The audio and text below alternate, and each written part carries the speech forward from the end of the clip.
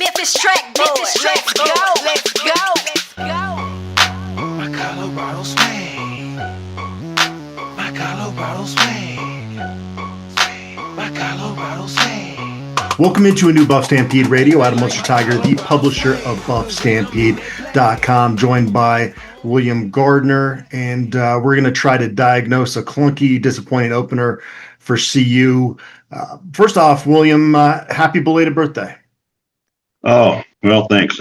It's always the day after the first game, since if we play on, it seems like, but no present this year. Yeah, the Buffs didn't come through for you. Where do you want to start? Do you want to dive right into Pat Shurmur? Do you want to go through some notes before we really attack that head on? I don't know. I think I'm not sure.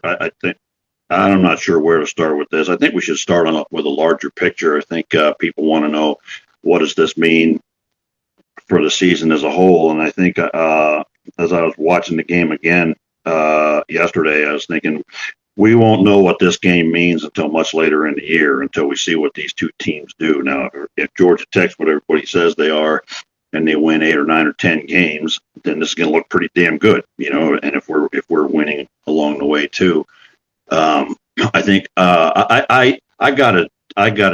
I think Sean will be on later. I got to take issue with him and with Coach Prime that it was not a lack of toughness, because in many ways, it was not a lack of toughness by the players. It's a lack of brains and toughness by the coaches. And if you don't want to see coaches criticized, then you probably just tune out, because that's where I'm going today. But there were many places on the field where we really beat them up and had our way with them. I mean, Jaheim Otis was ragdolling dudes all night whenever he was in there. Anquan Barnes was doing the same. Quincy Wiggins was great. That offensive line, when the dumbasses would let them run the ball, was killing these dudes. So don't tell me it was a lack of toughness. The problems on defense that they have. Here's the other thing. Georgia Tech has a identity.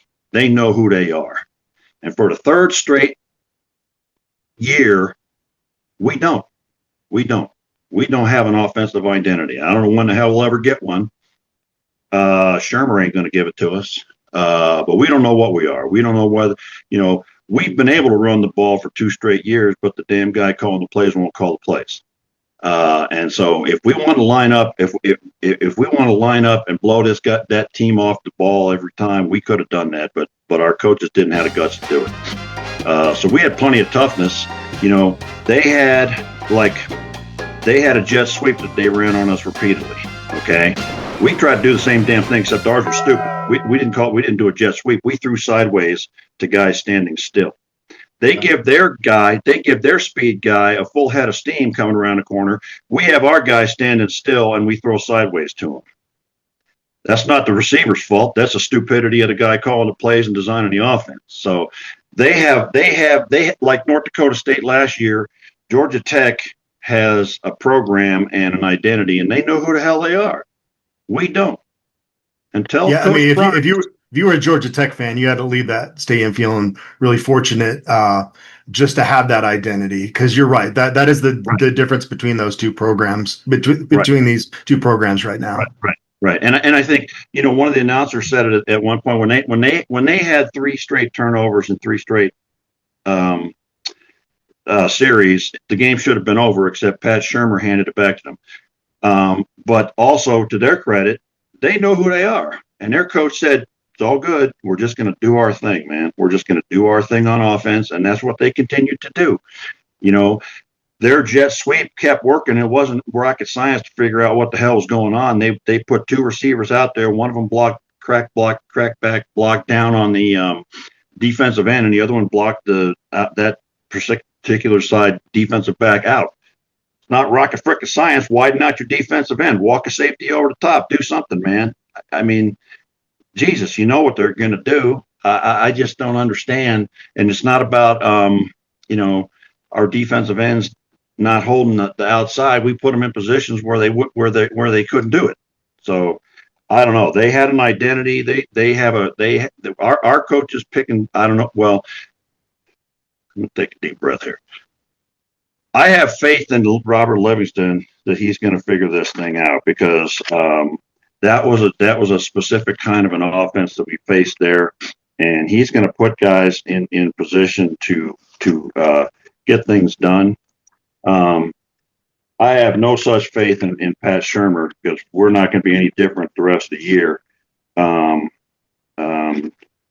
I'm looking for my notes here for that, but Pat Shurmur's not going to get any better. He's been the same damn guy for years, you know. And I don't know. We looked out of sync on both sides of the ball, but I have faith in. I wrote down here. We don't know what we want to be on either side of the ball. We struggled defensively. Now, we struggled defensively last year in the opener, and it took a couple games for Livingston to get things right on the field. So I have a lot of trust in Livingston that he's going to get us better, and we're going to be better on defense. I have no such faith in Shurmur. And I guess, you know, one of the things that people have been raising all summer long, all off season long is this guy going to handicap us?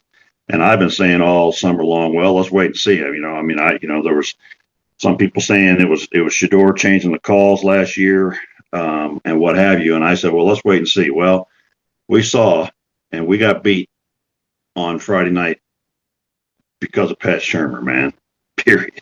I mean, it's just that simple. If you don't get those three early takeaways, win the turnover margin 3-0, it's probably a 20 point loss, right? Yeah. Well, let me talk about that. On the first drive, we bullied them with the run. We averaged like 8 yards a carry on the run. We shoved it up their backsides, and we did what we wanted. Okay. Second drive, 3 straight pass plays, 2 of them towards the sidelines. Okay. Use the damn middle of the field or just keep running the ball. They had not shown they could stop the run, and this jackwagon gives us 3 straight passes and it's 3 and out. All right. We get the ball right back. Third drive. Play 1 is a screen to the left hash for nothing. What the hell, man? A screen? All these talented wide receivers, and he keeps throwing sideways. If you're going to throw the ball, at least let these guys run down the damn field. Play 2 was 9 yards on a QB run, which is what we should have been getting Salter out there on the edge like that. Play 3 was 3rd and 4. We've gained at least 4 yards on every run play so far. And so instead, we throw to the running back short of the first down. We've gained 4 yards on every run, man. You know? And then we got 4th and 1 at our 43, and we punt the damn ball. We've been gaining 4 yards a carry, man. I don't know. Grow some balls, make a statement. They haven't stopped our runs, and we didn't have the guts to go for it, you know? And then later on, the first drive of the second half, we're killing them with the run game. So what do we do on 3rd and 2? I mean, we're killing them with the run game. It's 3rd and 2. And that's the one that really stood out to me too. Yeah. It's 3rd and 2, and we do a rollout freaking pass, man. Rollout freaking pass. And then on 4th and 2, we're gaining 4+ yards a carry, and we try to draw them off sides and then take the damn penalty. Line up, man. Run the damn ball. I don't understand it, man. 3rd and 2 and then 4th and 2. Two straight plays with 2 yards to go. We own them up front, and we don't even try. So don't tell me this was toughness. And don't tell me it was lack of players. It was the stupidity on the sidelines that got us beat right here. I don't know. I'm a little worked up about it. Yeah. Well, I mean, yeah, you'd love to be more optimistic about the running game, but at this point, there just is no faith, to your point, in Pat Shurmur actually consistently sticking to what's working if it's working in the ground game. And if I had some hair, maybe I'd be pulling it out, you know, because it's the first year when he takes over, when Sean Lewis gets demoted. I mean, I don't really put a whole lot of stock in anything that last season. But to your point, the thought was last year that Shedeur was pulling them out of the running game a lot. And there is absolutely no reason not to keep going to the ground game on Friday night until it stopped working. The optimistic side of that is that the O-line, I thought, played pretty darn well on Friday night. Yeah. And the backs, they got a Price, I thought, looked pretty good. They got some solid backs on the roster.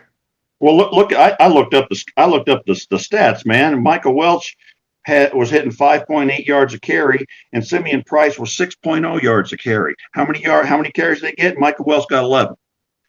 Simeon Price got 5. What the literal F, man. And every time DeKalen Taylor was on the field, it felt like he was making a big play, but he only played 12 snaps, which seems like his role needs to be expanded as well. Well, he's the guy to run the damn jet sweep with. Right. He's faster than their guy. Why does the jet sweep always kill us and we can't use it at all? I just don't understand the stupidity. Pat Shurmur got photos of Coach Prime in a compromising position or something, man. I mean, he's the poster child for the fact that if you know the right people, you can keep a job coaching at this level and not know a damn thing. So I don't know, man. We could have easily had well over 200 yards rushing on that team if we just had the balls to do it. I just don't get it. Coach Prime says they were much more physical. That's bullshit. It just ain't true, man. I watched the video. Our defensive linemen, who was I looking at? Jaheim Otis was just beating them up, dominant at times. Wiggins looked really good, had his way with their the offensive line. Barnes was good. Brandon Davis Swain looked good. Don't tell me we weren't physical. We were physical, Coach. You didn't let them be physical. You didn't let them be physical. So I don't know what to tell you, man. I do, not to get off Pat Shurmur completely here. We'll get back to that, but I do want to say that I think some people are giving up on Caden Salter too early. I think he learned a big lesson, and Coach Prime mentioned this in the post-game press conference. You got to tuck it and run it more. And there were too many times where he was trying to show that he can be a pocket passer. But as Coach Prime said, that's not why they brought him in. I think that's going to get fixed. There were some glimpses out of him that I liked. So don't be calling for Juju yet. I don't think you got, and they're gonna. Colorado's going to be the better football team the next 3 weeks. Yeah. So I still like my 8-4 record prediction. Yeah.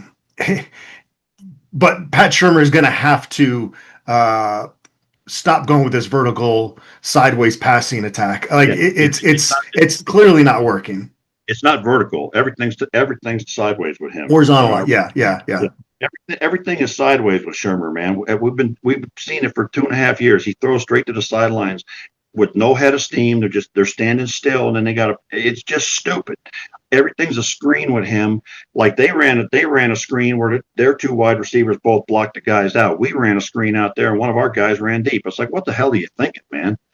I just don't get it. I think Caden Salter was okay. Like you said, I can think of 3 times right off the top of my head where he was wide open and could have picked up 10 or 12 yards or more because of his escapability, and he tried to force it in at the sideline. Okay, one was to DeKalen Taylor, and I think it would have been out of bounds even if he did catch it. But he's just got to pull that thing down and run. He doesn't need to try to beat them with his arms. He's got to try to beat them with their legs. So, and then the other thing, it's like, we got all these wide receivers that are tall and they can run, and we don't send them downfield, man. We have them standing. We threw one screen to I think it was Hakeem Williams with Sincere Brown block it for him. We didn't bring Sincere Brown into block, man. We didn't bring him into block. The guy's 6'4", send him down the field, let him catch the damn ball. Use the middle of the field. I just don't understand it. The stupidity of this offense is mind-boggling, and we don't have Shedeur to save us this year. Now, maybe I think we'll get more, out of Caden Salter. I think there's a lot more to be got out of him. And you know what? I mean, I don't know. Maybe we'll give Georgia Tech some credit in this too. And they're a pretty good team. They're a pretty salty defense, and they did good stuff. I got to give them credit too. They played well, and they outcoached us, man. Their coach was calm. Their offensive coordinator knew what he was doing. They had guys in the right positions, but we made it easy for them. So I don't know. It's a common. We got outcoached in this game. We didn't get outplayed. They're not better players than what we got. But I guess you talked about. Let's talk about the good, the bad, and the ugly. I mean, the good is that I saw a lot of good things from a lot of players. The bad is that I don't have any faith in Shurmur to fix his own. He is what he is, man. He is what he is, and this is what he's going to do. Unless Coach Prime tells him run the damn ball, you know, they never did stop our run game. They never did. We stopped our run game. Yeah. Yeah, it stings more too when it's the first game of the year. It just you wait all off season and especially the way the game started, there's just this feeling of optimism when they score that first touchdown and get a second takeaway, and then the frustration just settles in over the next 3 hours when they're just gashing you at will. And like you said, offensively, you're going away from what works for you. And I do think Colorado wins the next 3 games. They're 3-1, and then you're talking about a really, really difficult 4-week stretch in which they're probably, the way things look right now, going to be underdogs in those 4 football games. So you got to get it figured out the next 3 weeks. But it doesn't sound like you're optimistic at all that there's any chance that Shurmur is going to change up based on Friday's failures. No, he's an idiot. I mean, he doesn't change anything ever. They ran the counter against us, and it worked pretty effectively. We ran the counter against them, and it was even better. So we ran it like maybe 4 or 5 times in the whole damn game. We could have run that counter the whole game and killed them with it. The first play, one of the first plays in the first drive, we got 15 yards off that counter, right? Inside zone, next play, we got 4. Inside zone on the next play, 4. And then we stopped running, but those 2 plays alone, we could have run the damn counter in the inside zone with Michael Welch and Simeon Price and gained 300 yards rushing, but we just didn't do it. So I don't know, it's not like we were way back, but we weren't behind by 2 touchdowns and had to throw to catch up. So explain to me what our thinking was. That's who Pat Shurmur is. He's not going to change that. Yeah, I was watching the Tennessee-Syracuse game, and Colton Hood played really well for Tennessee. And then I rewatched the CU game, and I was not impressed with the cornerback spot opposite DJ McKinney. I think that's one of those that you look back to the offseason and go, yeah, how did you let that guy go? Because with Deion Sanders as your head coach, that position should be elite at both sides every year. And I'm not quite sold on Teion Parks or RJ Johnson in that other spot right now. No, but at the same time, Hood didn't want to stay here. I mean, I don't know what he's supposed to do. I mean, he wanted to go there he wanted to get the hell out of here. I don't know what his issue was. If it was just he wanted to get more money or what the story was. But the word is that he wanted to play with his brother, and once his brother hit the portal, then he went in, and I'm sure it got a decent NIL situation from Tennessee. Well, I think that's bullshit and a lie, because he didn't go with his brother, did he? Right. But I'm saying he probably would have stayed at CU had Brandon stuck around, if that makes sense. Well, and they didn't run Brandon off, man. They were honest with the damn kid. I don't give a damn about either one of the Hoods. They can go to hell as far as I'm concerned. They didn't want to be here, so get the hell out. Okay. I don't know what we're supposed to do to make them stay. Lie to them. Hey, you're going to be the number 1 running back, kid. Oh, guess what? You're not. They could have used Brandon Hood though, not as their first or second option there. But they didn't. So they didn't run him off. They didn't tell him to get lost. They told him seriously where he stood on the pecking order.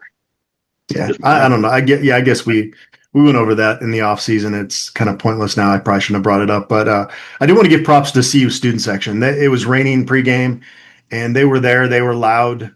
They're going by now. They're calling themselves the Force, and they were impressive. I would say that was one of the bright spots on Friday night. And Isaiah Harge having that moment with Coach Prime pregame, taking a walk, knowing that he was probably going through some things emotionally, not having his sons there. But yeah, I mean, it was a tough night because it was a football game against a really quality team that you should have won. Yeah. And I think that, it was apparent from watching the replay of the game that the noise in that stadium affected Georgia Tech, and they had problems with it, especially early on. and I think sort of affected even Salter was trying to hear more. So I think all that noise made a difference, and so kudos to them. And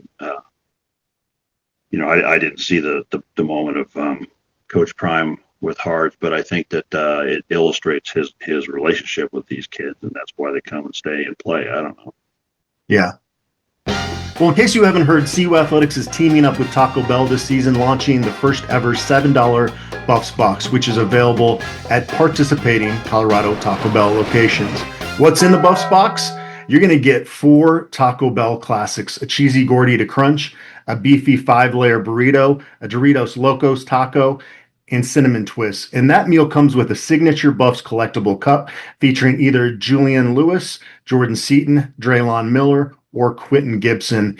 And this isn't just about the food. Every single CU touchdown this year means more than points. Taco Bell will donate $1,000 for every Buffs touchdown to the Golden Buffalo Scholarship Fund. So when Caden Salter found DeCalen Taylor in the end zone and then later reached the end zone with his own legs, that was $2,000 donated to the Golden Buffalo Scholarship Fund on Friday evening. Nothing better than crushing a Buffs box while watching the Buffs light up the scoreboard. Liv Moss. They're not. They need to light up the scoreboard a little bit more, but well, one of the highlights of watching the TV replay was seeing that commercial. I don't think any 4 of those guys are going to be going into acting, but it was fun to see. It was good. It was good. Yeah, we actually had Taco Bell. What day was that? Wednesday, I think. And our middle son got the Buffs box, and he got Quentin Gibson. Our oldest has gotten 2 Jordan Seaton cups so far. So we're doing our part to support this cause, and yeah, it's a great partnership. It's going to continue through the season, and so thank Taco Bell for creating this great deal for fans and for supporting our podcast as well. Yeah. And it's a lot of fun. And I think that's again, I'll say it again, this is what NIL is supposed to be. So support that and get out there and support those guys. But so that was one fun part of it. Yeah. Do you want to get into the timeout controversy late in the game? Well, I want to talk. We could talk about that. I want to make sure we talk about some individual guys that looked pretty good out there. Okay, so let's go with that right now. Go for it. Well, I mean, I think like for there were moments like in that first drive and some of those drives when we moved down the field where and I got to get my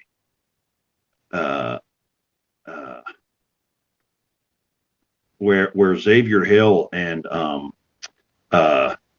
Jordan Seaton were just blowing their guys, blowing that side of the line and completely off the line, knocking them 5-6 yards back and putting them on their backs. I mean, I repeatedly saw Georgia Tech defensive linemen on their backs. Okay, and I saw it the other way around too. I saw I don't know why I'm struggling with names so much, but I saw Quincy Wiggins I think it was either a guard or a tackle, just flat on his back, and the guy grabbed him going over the top, and that was the interception to DJ McKinney. Yeah, DJ McKinney, and Quincy Wiggins caused that. I mean, he just blew that dude up, man, and he put him on his back, and the guy had to grab him. There was a holding penalty that would decline, but there were plays where don't tell me, Coach, that we got out physical or we were not physical enough, because I saw our guys just knocking people around.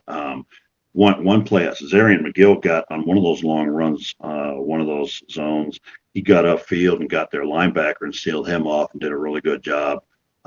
It was interesting to see at the right guard that I don't know if it was if they were taking turns, but both Kareem Harden and Xylon Chrysler playing, and I don't think I saw Harden had an offsides where started to pull before the snap, and then he went and sat down. And I don't know if I came back again, but Well, he was coming in. Kareem Harden was coming in as like a jumbo tight end, but he would put another jersey on over that. yeah, and so was Yeah, Yaya. Tia. Yep. They had a double tight set one time when both of the guys, and you could tell because they had no names on the back, and they were both, and one of them was Harden, and the other one was Yaya.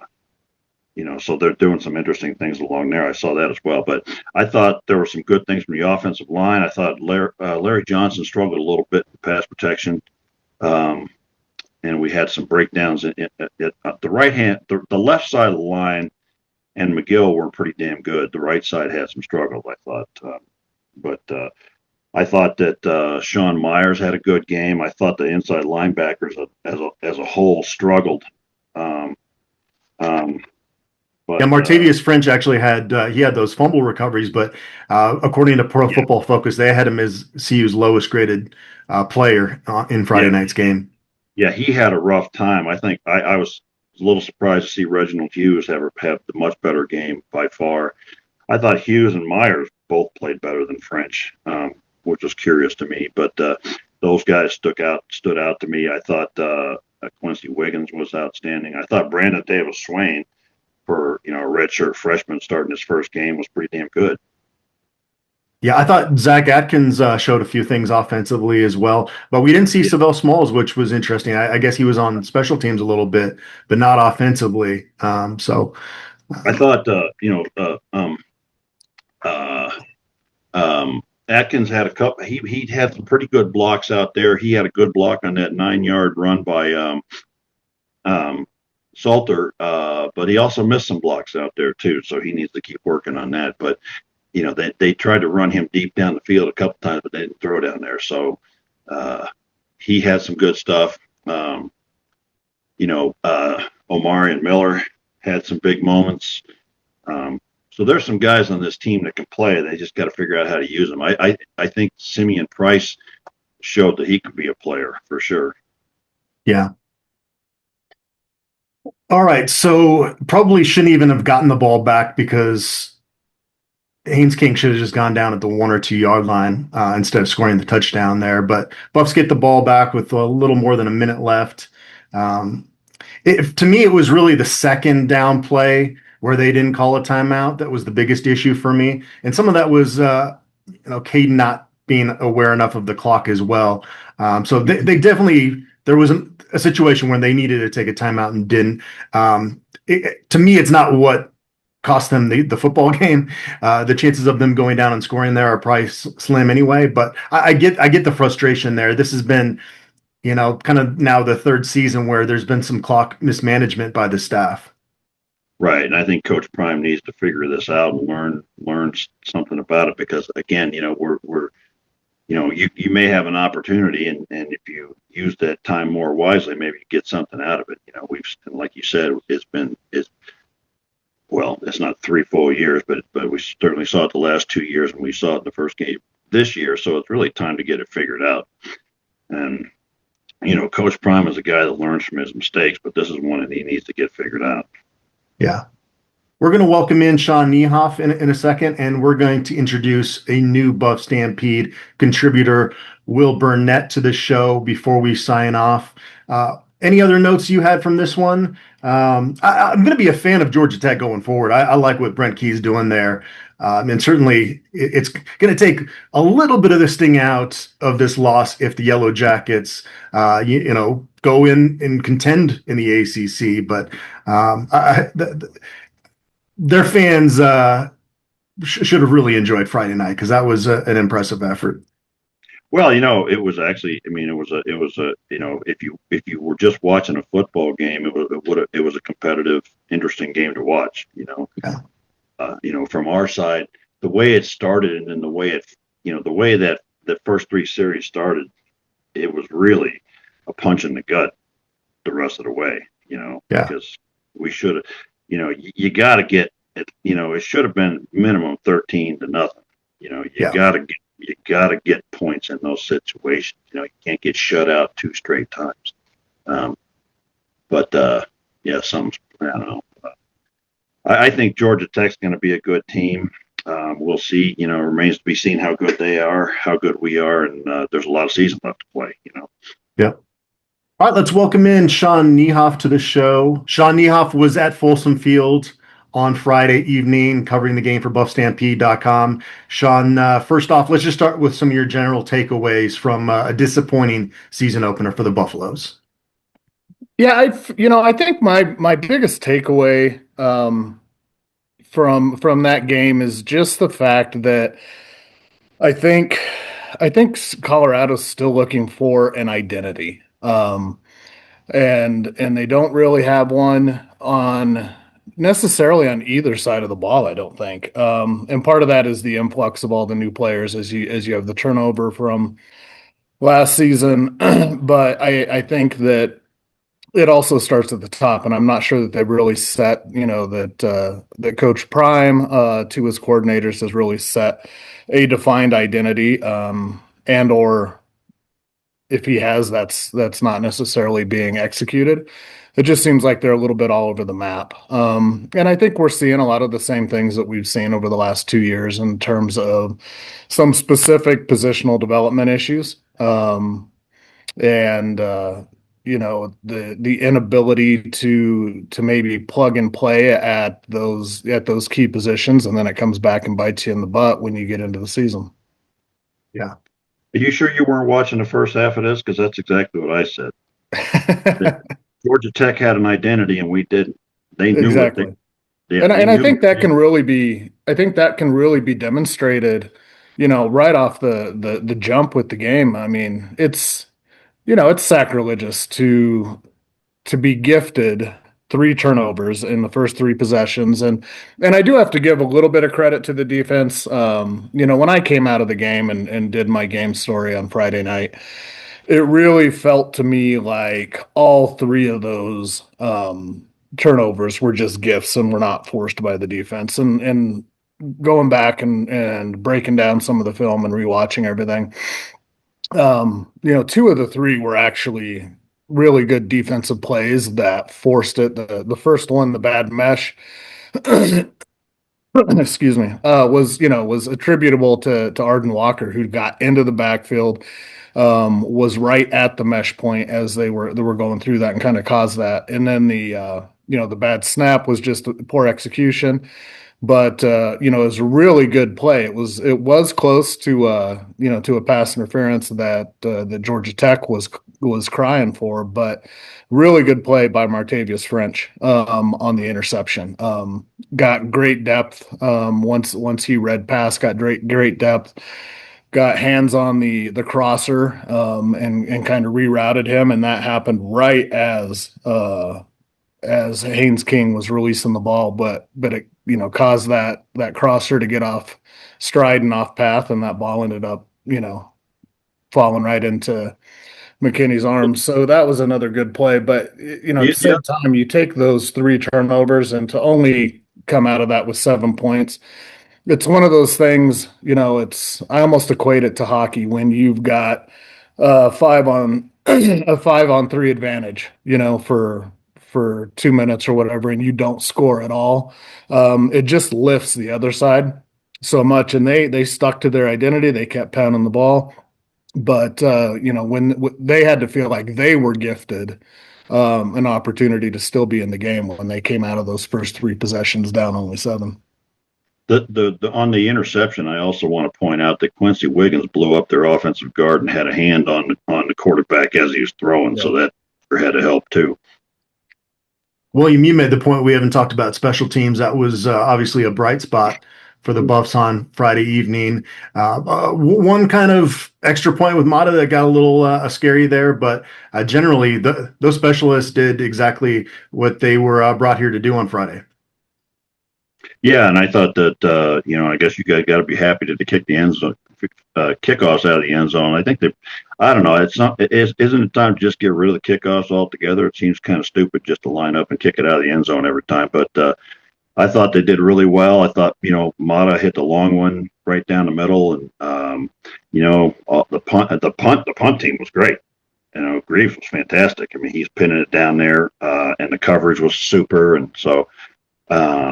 I don't know. I think the special teams was a bright spot, and it's the best I've seen so far in the Coach Prime era. If Greaves keeps us up, what are the odds that he's going to be on your top 40 Buffs voting list next year? Well, yeah. Well, we'll get to that when it comes.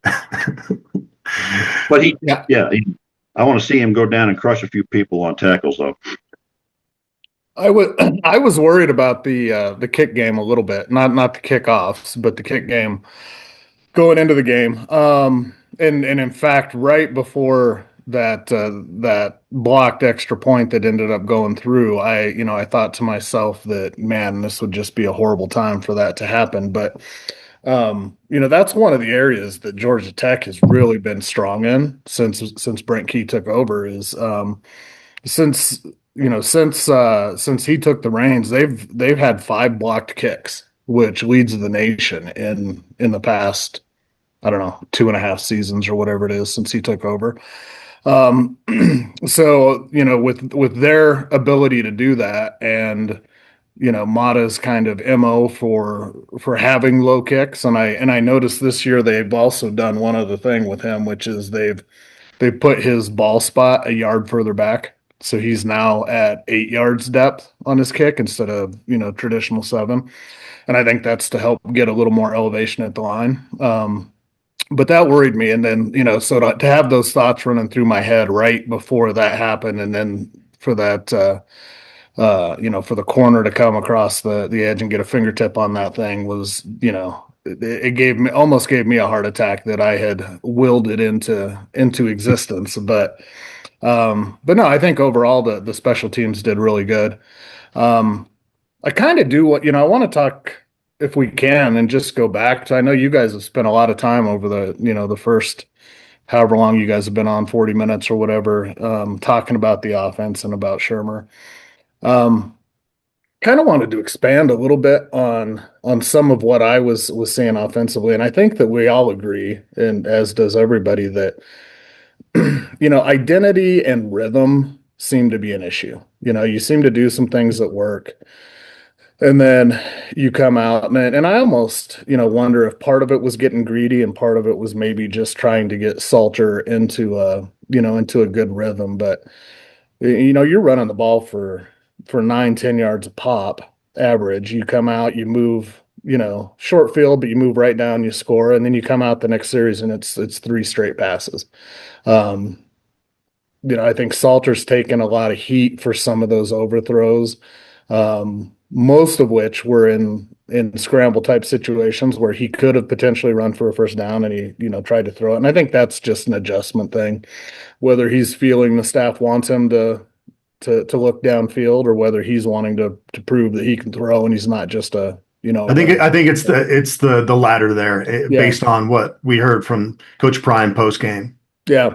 So there's a variety of things, and those were, when you go back and watch his film, those are actually areas where he excelled, is throwing the ball off platform, broken play type stuff. And so whether it was the adrenaline of the bigger stage, whether it was just a night where he was off, I don't know. But those, aside from that, I think he actually played a really good game. I think that there was a lot more, there were a lot of fans clamoring for RPO. Going back and rewatching the film, there were a lot of RPO. There was a lot of, there was more creativity in some of the game plan and play calling than I noticed watching it live. And I think part of that was execution. When things don't work, it doesn't look good.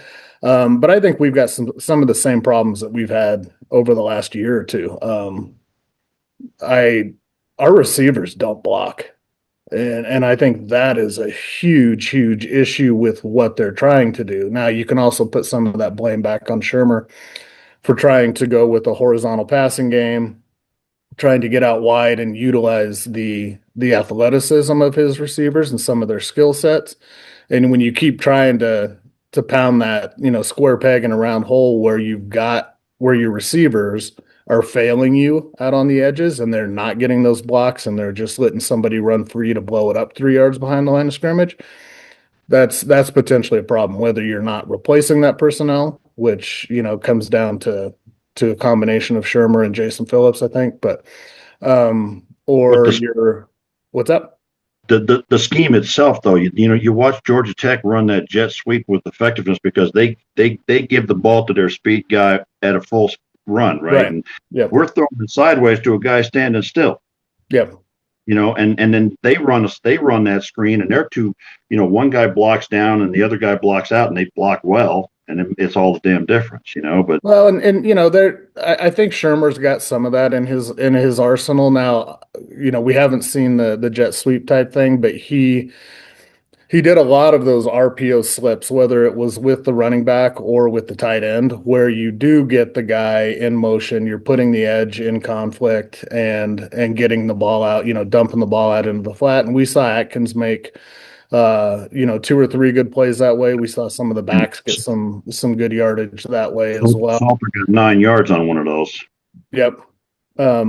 So I think there was some of that, but it comes back to the rhythm. It comes back to execution. And if you've got, and there are some of the guys that are doing a really good job on the edges, and there are some guys that just consistently aren't. And when you're continuing to throw those same guys out there that are, struggling to get hands on defenders in space, and occupy those blocks, then something needs to change. And that's been one of the frustrations, even going back to last year when the offense was clicking pretty well, is you had a lot of that same stuff, and instead of correcting it and adjusting, you just continue to go back to it throughout the full season. So I do place a lot on what's happening, in meeting rooms and on the field from a coaching perspective with a lot of that stuff.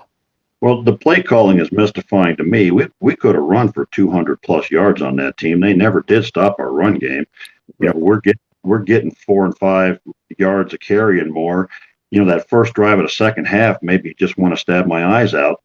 It's 3rd and 2, and we roll out, try to throw a roll up, hand the damn ball off to Welch, and then 4th and 2, we try to get them to jump off sides. We take the penalty. We got 2 straight downs to get 2 yards, and we've been getting 4 plus every single time. We don't run it. I just don't understand it. The counter looked great. The inside zone looked great. Our offensive line bullied them, and we didn't let them do it. Yep. Well, and that comes down to, like we said, identity. What do you want to be? Right. What are you going to be? And I think there's some conflict there. I think that and I think you got that sense out of Prime's press conference after the game too, that there was some unhappiness while he was not, was definitely not going to call anybody out by name or say anything specific. You got the sense that he was not very happy with the lack of flow and the lack of identity on both sides of the ball. Right. And I said earlier, and I'd like to get your take on this. I have faith. We didn't play that great on defense in game 1 last year, but Livingston made it better. Mm-hmm. I have faith in him. I don't have faith in Shermer making things better. What's your thoughts? I don't know. I'm going to be completely honest. I don't know. I haven't seen enough of Shermer to know. I do think Shermer gets a bit of a bad rap from the fans. I think that he's done some good things. I mean, you're not going to have a 20-some year career without doing some good things. He obviously has his limitations. It seems like maybe he's done his best work though with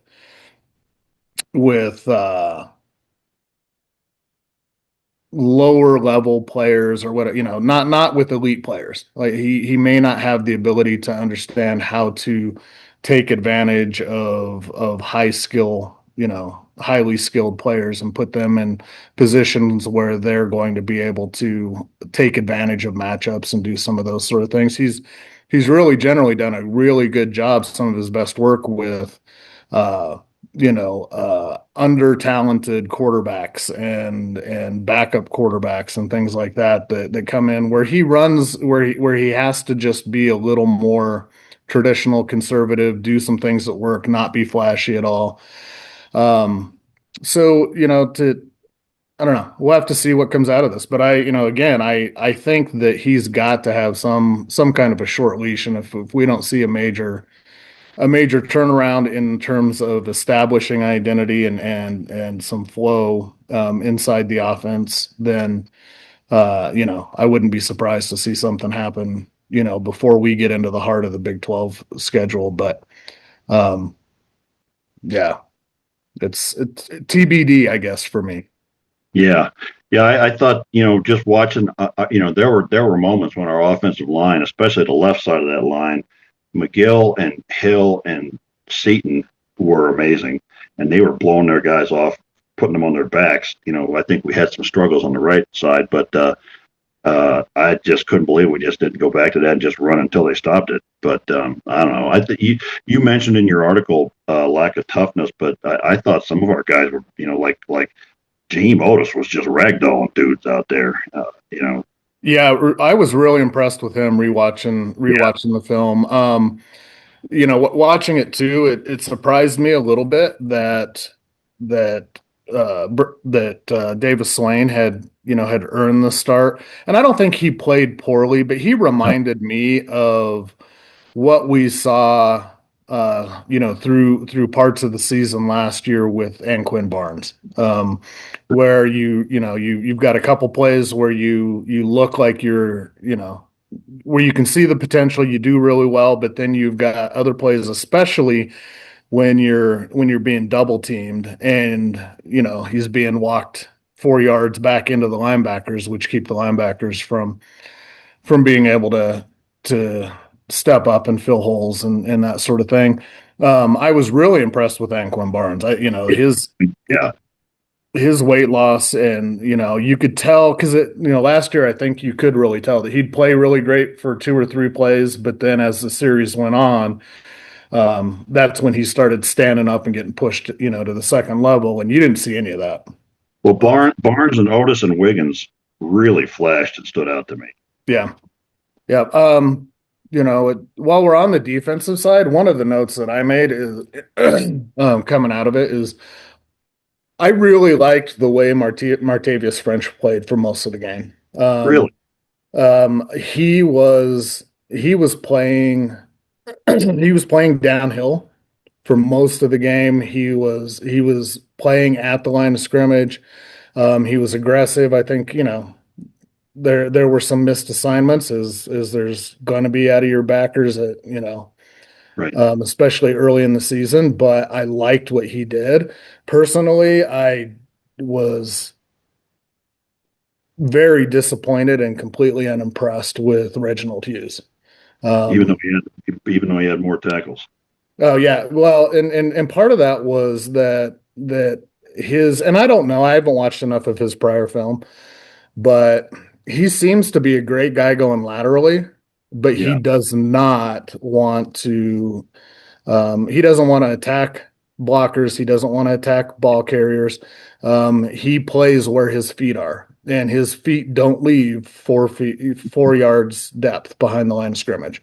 What do you think of Sean Myers? Because I thought he had a really good game. Yeah, he had a what? A pretty good game. Yeah, and I agree. I liked when he was in there as well. The thing that struck me is it seems like, for whatever reason, Hart really feels comfortable with Hughes, and was when Myers was coming in, he was coming in for French.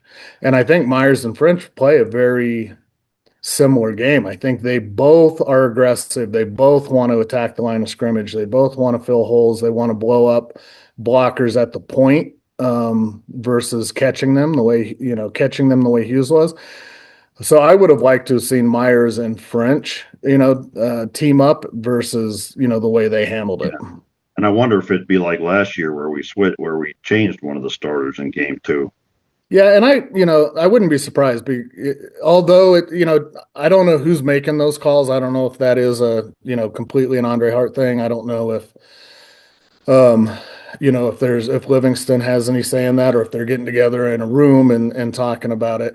But that's exactly what, my thought on Hughes was, he looked to me the same way that Trevor Woods looked in game 1 last year, because that was a big thing with Woods, whether it was being a little undersized or overthinking, is he played that opener last year at that same thing. He played where his feet were at 4 yards depth. Yeah, catching blockers instead of attacking. Catching blockers and catching runners. And that's what I saw out of Hughes yesterday. So I think there's some room there. I'm also, extremely disappointed in our cornerbacks. Actually, a lot of our defensive backfield playing the same way, and it almost, I almost tied it back to the offense and wondered if a lot of what Shermer was doing in terms of the wide passing game, the horizontal, all the screens and stuff was because it was working like lights out against against CU's own defense because. Whether it was, I like Tayon Parks a little bit better than I liked RJ on that outside, but they were not, man, when you watch the difference between Georgia Tech's cornerbacks and safeties and what you saw out of CU in terms of attacking those outside runs, attacking ball carriers, it was night and day. Yeah, their safeties were money, man. Yeah. We didn't get that at all. I guess, hey, Adam, did you go to lunch? Are you still there? I got to jump in because our guest has been waiting for about 15 minutes. But I've learned my lesson. We got to get Sean on at the beginning of the show next time. It'll be a better flow. And to let people behind the curtain a little bit, we're going to go live most weeks on YouTube like we did with our preview show, and that'll be easier to bring on more guests and have us all communicating. A microphone is being delivered to William to get better audio quality. So the reason we're doing it this way this week is that I can level the audio a little bit afterwards. So Sean, great stuff. We really enjoyed your takes there, and we'll get you in at the beginning of the show next time. Sound good? Yeah, well, and I'll try to I'll try to work with a little more brevity. No, you were good. You were good. It was. Yeah, I love talking football with Sean, man. You saw me just jump in there. We just ran. So, Sean, enjoy the rest of your Sunday, and hopefully we can again get you on next week at the beginning of the show. Sound good? Thanks, guys. Have a good show. We'll see you. Thank you. Bye. Is your business growing but not quite ready for a full-time CFO? Macaulay Capital offers fractional CFO services for companies doing more than $3 million in annual revenue. You get expert financial leadership without the full cost. Learn more about how you can improve your business's profitability and cash management at MacaulayCapital.com. If you know Boulder, you know the Hungry Toad. We've been serving this town since 1991, long before the lines on Pearl Street. Just north of campus, we're your local British pub with proper fish and chips, quality burgers, a scratch kitchen, real English cask ale, and no tourist fluff. We support CU football, women's soccer, and the loyal fans who keep it local. The Hungry Toad, Boulder born, Buffs proud. Our next guest is Will Burnett, a new BuffStampede.com contributor. Wanted to have you introduce yourself to folks out there. Will, you're looking out over the ocean right now.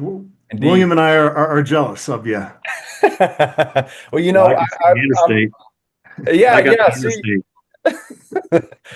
I was born and raised in Denver, so trust me, there is Denver and Colorado Boulder. That is always number one in my heart. So in comparison, nothing beats the beauty and tranquility that is Colorado. This is a okay consolation prize out here, though. But yeah, great to meet everybody. I'm excited to be a part of Buff Stampede. I've obviously been consuming your guys' content for a long time. 24/7 is my gospel when it comes to all things recruiting and Buffaloes and everything like that. And I've been watching and covering the Buffs for since I was a kid, going and watching Ben Kelly return punts at Folsom with my dad, and Jeremy Bloom and Chris Brown and Vickers and all those guys during the good times and some not so good times. So I think we've all been along for the ride, but this is such an exciting time to be a Buff and to be in the Buff camp. So I'm excited to contribute. I'm happy to be on board. And one of the things you're going to be helping us out with is tracking the Buffaloes in the NFL. And there are quite a few of them this year. A lot of them made the 53-man cut. I'm excited for you to kind of take that project head on. Absolutely. No, I mean, I was trying to think of as a Buffs fan, it's been a long time since we've been able to see guys transition to the next level and be able to follow them in the next level. And it's been a long time. I'm really excited to, obviously you have the marquee guys like the Travis Hunters, who everyone's going to be watching and seeing, and Shador, and how he's going to move up the depth chart and all those different things. But I'm also excited for the not so countrywide known names Buffs fans obviously know and adore them, but the Jimmy Horns and LeJontay Westers and the BJ Greens and even Will Shepherd, who's on a practice squad in Green Bay, who I think is gonna move his way up. I think that, obviously we've all seen what those guys are capable of doing. The country might not know as well as we do, but I think that they're going to make some real impactful moves this season, and I can't wait to kind of bring that to Buff Stampede and let everyone know, how to follow their journey through the NFL, and get the inside bits. It's going to be fun. Don't forget the linemen. Not that we got a lot, but You're right. Absolutely, we got some linemen in there too, and I think. We're only gonna, I think that's only gonna trend forward. I think our offensive and defensive line, even for years to come, hopefully, I think that's trending upward, and guys that are gonna go to the next level, and we're heading in a good direction in the NFL, and so it's gonna be really fun. It's gonna be a real fun time to watch those guys. I want to get your takeaways from Friday night's game. Yeah, I think like everyone else, there was some disappointments that we saw. We all watched it. I'm sure that it's been covered about maybe some clock issues and stuff like that. Running defense wasn't ideal, especially trying to contain Haynes King. It was a little bit rough, but I had a thought to myself last night. I was thinking about it, and I had to separate my fandom and zoom out a little bit and think about, when you lose guys, like, not to harp on past teams, but when you lose iconic players like Travis Hunter and Shador and Jimmy and all those guys who gave so many great moments at Folsom and won us a lot of games, those, when you have guys like that on a team, they cover up a lot of blemishes naturally because they're just of their abilities. And, they're kind of, I call them human erasers. We might have some holes here, but they'll find a way to win us some ball games. I think that, now with this season going on, they were a big part of our identity, and a big part of refining that identity when you lose guys like that. April, May, June, the off season is a valuable time. It's a critical time to figure out who's the next guy up and what our identity is. And right when that happens, of course, Coach Sanders gets hit with a real scary health problem. And so as a fan, of course, there's adjustments that you want to see made, and I think will be made for Delaware. But as just a person, I was proud to see. I think it's pretty incredible and extraordinary that we were just able to run out of the tunnel with all the chaos that has transpired with losing our guys and having Coach, Sanders, who was our lifeline at this program, go through all the health, issues that he was able to go through. So outside of that, there's adjustments that need to be made. That quarterback containment, especially in the second half, it's rare where you're on the positive side of 3 turnovers and you lose a ball game.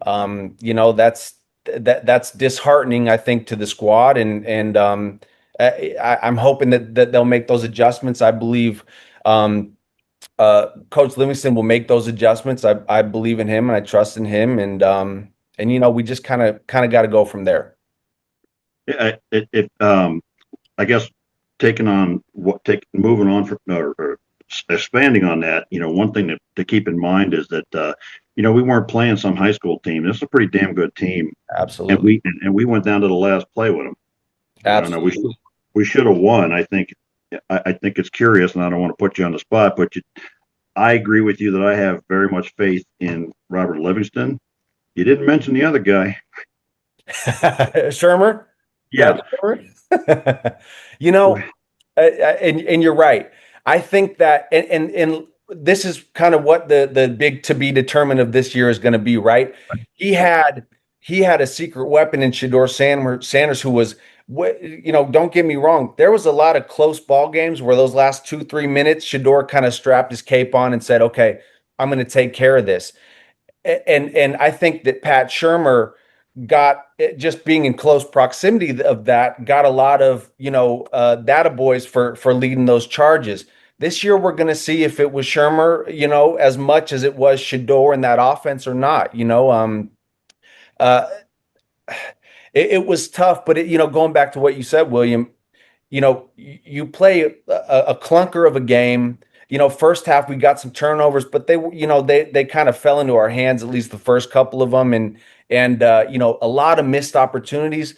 But all things considered, you're driving down the field in a position to tie the ball game, go into overtime at home, and potentially win a game, despite all of those miscues and clunkers and stuff like that. So if you want to see the optimistic side of it, we were in that ball game. So if Shurmur can make those adjustments, obviously Coach Livingston, I think, is going to make those adjustments. He's done that in the past, and he's shown he's capable of doing that. I believe he will. But it's going to be, all things considered, you're in a ball game where you're not playing your best and you're still in a position to win. I'm not as down as I think a lot of Buff Nation is right now, just off that. Being game one, and I think Pat Shurmur's still adjusting to Caden Salter's style of play. It's a lot different than Shador's was, and then you got the kind of quarterback tango of the chirps from the sidelines of, is it time for Julian Lewis already?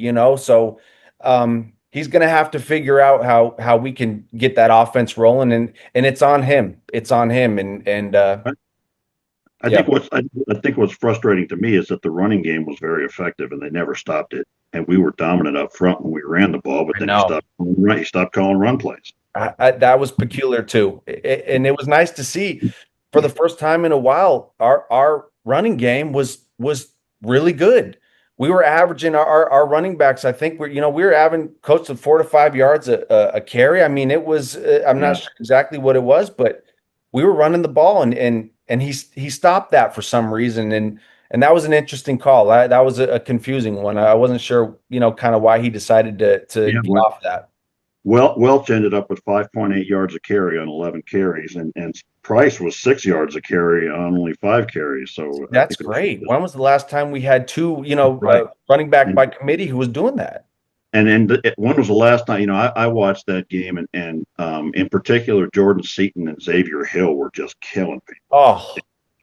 And it was beautiful to see after the last 2 years. I know. Both of those guys have really come into their own. Jordan Seaton's another guy too. Obviously, next year, he's going to be a first rounder. All goes according to plan. But man, did he take a step in the offseason? And obviously, that's what I look for first. And the trenches are where games are won or lost. And we've had so much outside talent the last few years that, if there was maybe some holes in our line, offense, defense, we've been able to overcome it. This year, the first thing I was looking at is, how does our offensive line look? How do we look? And we looked really good. And it was an unfortunate call that for some reason he abandoned the run that was controlling the clock and doing so well. And the game kind of spiraled out of control from that call on. So yeah, it's tough. It was a tough one. And as we close out this show, I'll get both of your final thoughts. And I guess I'll kind of pose it to you this way. Just how much pressure is Colorado under now these next 3 weeks? Because you've got Delaware, you've got a road game at Houston, and you've got Wyoming at home. These are 3 games that you should be favored in.